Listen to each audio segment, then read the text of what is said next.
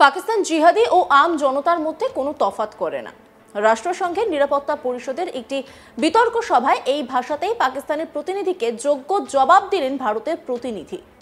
New ইয়র্কের রাষ্ট্রসংঘের দপ্তরে এই বিতর্ক সভায় ভারতের হয়ে অংশ নেন রাষ্ট্রসংঘের নিরাপত্তা পরিষদের স্থায়ী সদস্য পি হারিস। পাকিস্তানের তরফে হাজির ছিলেন পাক রাষ্ট্রদূত ইফতেখার আহমেদ। সম্প্রতি ভারত ও পাকিস্তানের মধ্যে ঘটে যাওয়া সংঘাত ও কাশ্মীর প্রসঙ্গ নিয়ে বলেন পাক রাষ্ট্রদূত। এরপরই নিজের ভাষণে পাকিস্তানকে চাঁচাছোলা ভাষায় জবাব দেন ভারতের প্রতিনিধি পি হারিস।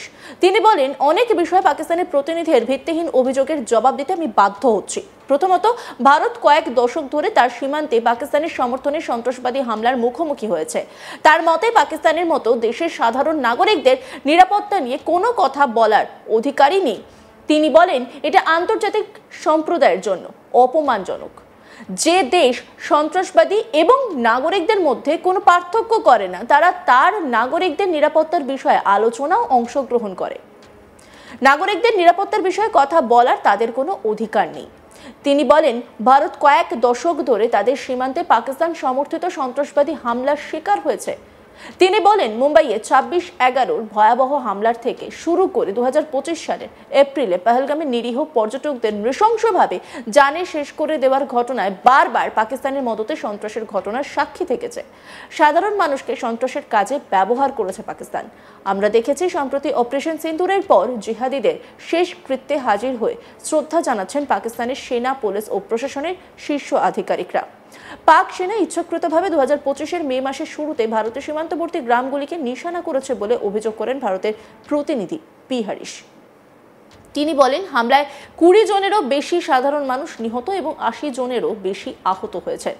গুরুদ্বার, মন্দির এবং স্কুল সহ উপাসনালয়, সেই সঙ্গে স্বাস্থ্যকেন্দ্র এবং হাসপাতালগুলিকে ইচ্ছাকৃতভাবে হামলা চালিয়েছে।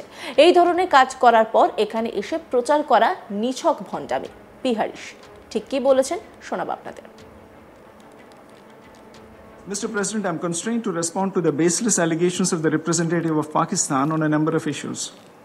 First, India has experienced decades of Pakistani-sponsored terrorist attacks across our borders. This has ranged from the horrific 26/11 attack on the city of Mumbai to the barbaric mass murder of innocent tourists in Pahalgam in April 2025. The victims of Pakistani terrorism have been predominantly civilians, since its objective has been to attack our prosperity, our progress, and our morale. For such a nation to even participate in a discussion on protection of civilians is an affront to the international community.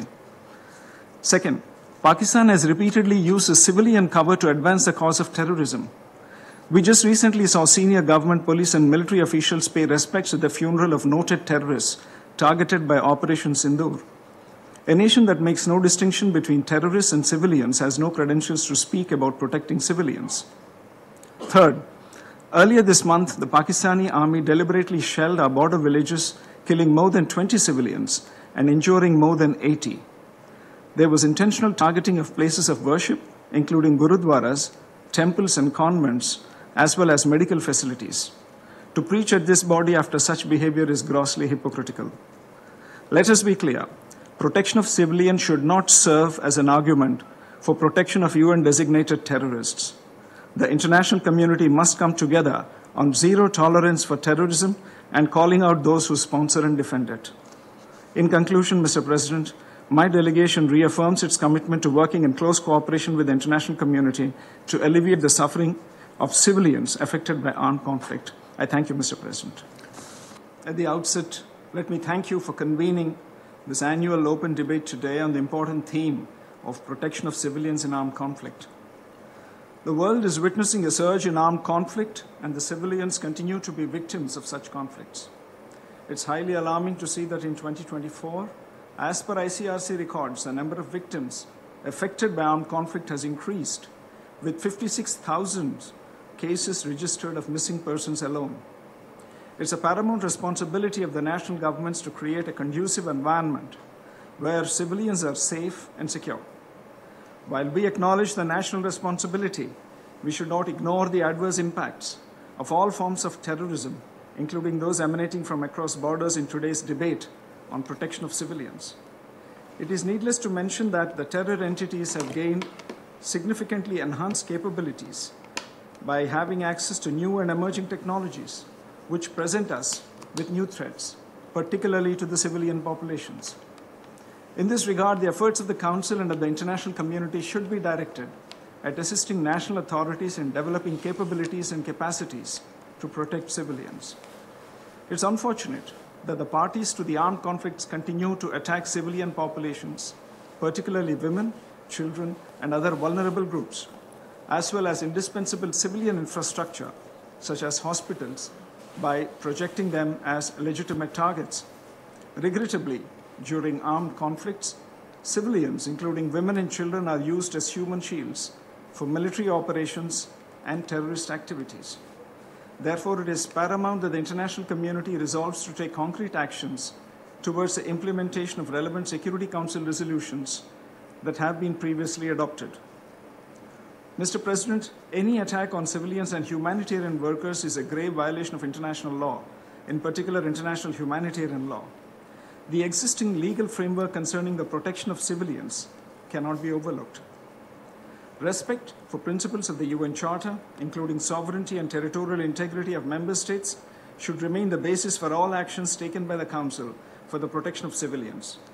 A politically motivated decision to intervene in an armed conflict situation may have devastating consequences, including to the civilian population, and therefore must be prevented. Furthermore, any intervention must be proportionate and based on credible and verified threat perception. The Council and the international community must take necessary measures to ensure effective and timely protection of civilians, including their life, dignity, and rights. The core principles of humanity, neutrality, impartiality, and independence must continue to guide the operations of all humanitarian agencies and organizations. Pakistan জিহাদি ও আম জনতার মধ্যে কোনো তফাৎ করে না। রাষ্ট্রসংঘের নিরাপত্তা পরিষদের একটি বিতর্ক সভায় এই ভাষাতেই পাকিস্তানের প্রতিনিধিকে যোগ্য জবাব দিলেন ভারতের প্রতিনিধি। নিউ ইয়র্কে রাষ্ট্রসংঘের দপ্তরে এই বিতর্ক সভায় ভারতের হয়ে অংশ নেন রাষ্ট্রসংঘের নিরাপত্তা পরিষদের স্থায়ী সদস্য পি হারিস। পাকিস্তানের তরফে হাজির ছিলেন পাক রাষ্ট্রদূত ইফতেখার আহমেদ। সম্প্রতি ভারত ও পাকিস্তানের মধ্যে ঘটে যাওয়া সংঘাত ও কাশ্মীর প্রসঙ্গ নিয়ে বলেন পাক রাষ্ট্রদূত। এরপরই নিজে ভাষণে পাকিস্তানকে চাচাছোলা ভাষায় জবাব দেন ভারতের প্রতিনিধি পি হারিস। তিনি বলেন, অনেক বিষয়ে পাকিস্তানের প্রতিনিধির ভিত্তিহীন অভিযোগের জবাব দিতে আমি বাধ্য হচ্ছি। প্রথমত, ভারত কয়েক দশক ধরে তার সীমান্তে পাকিস্তানের সমর্থনে সন্ত্রাসবাদী হামলার মুখোমুখি হয়েছে। তার মতে পাকিস্তানের মতো দেশের সাধারণ নাগরিকদের নিরাপত্তা নিয়ে কোনো কথা বলার অধিকার নেই। তিনি বলেন, এটা আন্তর্জাতিক সম্প্রদায়ের জন্য অপমানজনক যে দেশ সন্ত্রাসবাদী এবং নাগরিকদের মধ্যে কোনো পার্থক্য করে না।